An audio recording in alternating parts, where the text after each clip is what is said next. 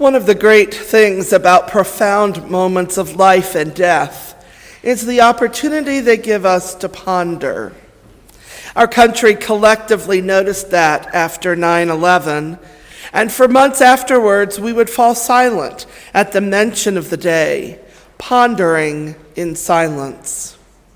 Families of those who are ill or dying ponder this thin line between life and death while waiting out the long days. People who have narrowly escaped a mangling accident or a harrowing ordeal notice a change in their attitude and priorities brought about by their moments of pondering.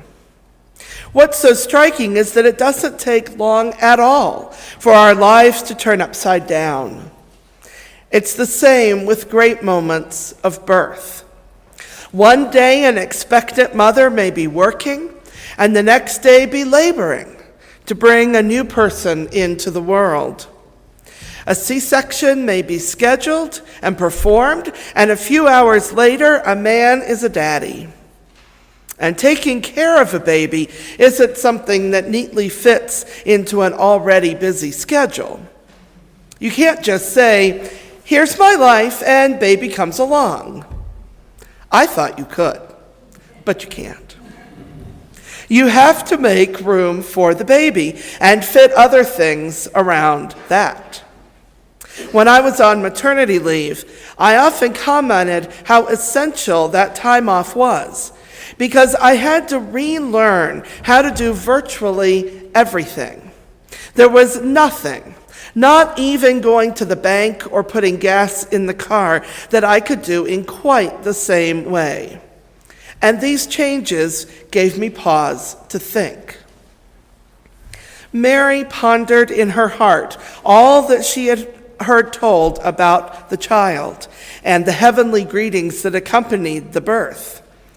Like most parents, she would have held Jesus in her arms, gazing into his face, memorizing the turn of his nose and the dimple in his cheek, the exact shade of his eyes and the shape of his mouth. She would have wondered what his life would be like and what would happen to them all in the uncertain days ahead.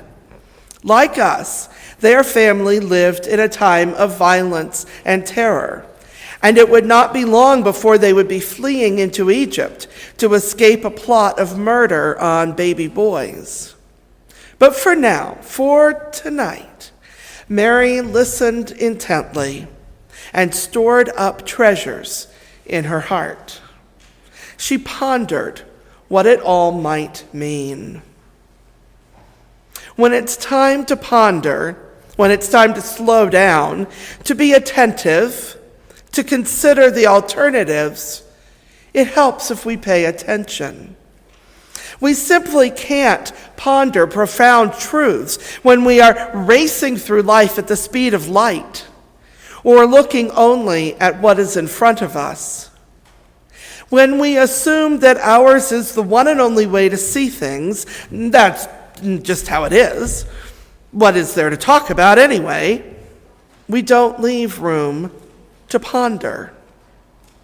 The Christmas gift of a baby requires from us a very different response.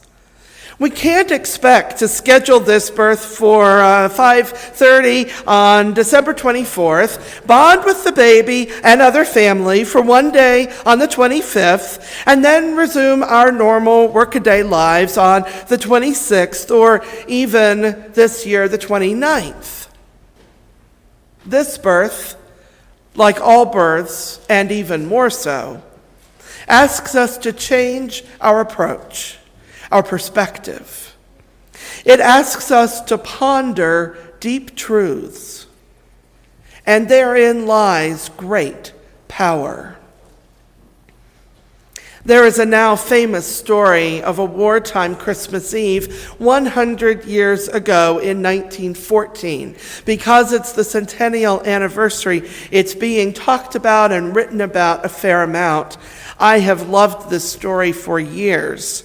The events are depicted in a movie entitled Joyeux Noël and told in an opera entitled Silent Night that has been shown on PBS. The scene is this. It was the start of World War I, and on that sacred night, some pondering happened, and some more pondering should have happened. British and German troops fighting each other were dug into trenches not far across the field from each other. The Germans had Christmas trees that they had put up and lit with candles from home. The English had received more plum puddings than they knew what to do with. And then through the still night air came the sounds of Christmas carols. Stille Nacht, heilige Nacht, O come all ye faithful. Back and forth the carols went in both languages. And the next day, still celebrating Christmas, they shared gifts from Christmas boxes and decided to do what else? Play ball. First, they had to clear the field of dead bodies, so they helped each other move the bodies and bury the dead. And then they played soccer. Now that's the famous part, the warm, fuzzy part. Did you know that after Christmas, when the generals ordered the fighting to resume, replacement troops had to be brought in? Those who had sung carols and played football couldn't then turn around and kill each other. They had pondered their common humanity. And did you know that there were those in the trenches who did not fraternize? I understand that one among them was a young Adolf Hitler, who said that he couldn't support such activities. Perhaps if more pondering of the Christmas peace had taken place from the upper levels of command, the future that Hitler found himself in after the war might have been very different. If that Christmas surprise had been pondered and seen as the sign of the fullness of time that God intended, perhaps the war would not have continued. Then it would not have ended badly, producing another more horrific war, which has set in motion another whole host of political realities for our day. Whatever it was that was unexpectedly birthed on the warfield that year needed to be pondered, and the world rushed on. This year, won't you ponder what this birth means for you and for the world? Won't you greet this baby with open arms, with a loving embrace, and a willingness to be changed? There's power in pondering.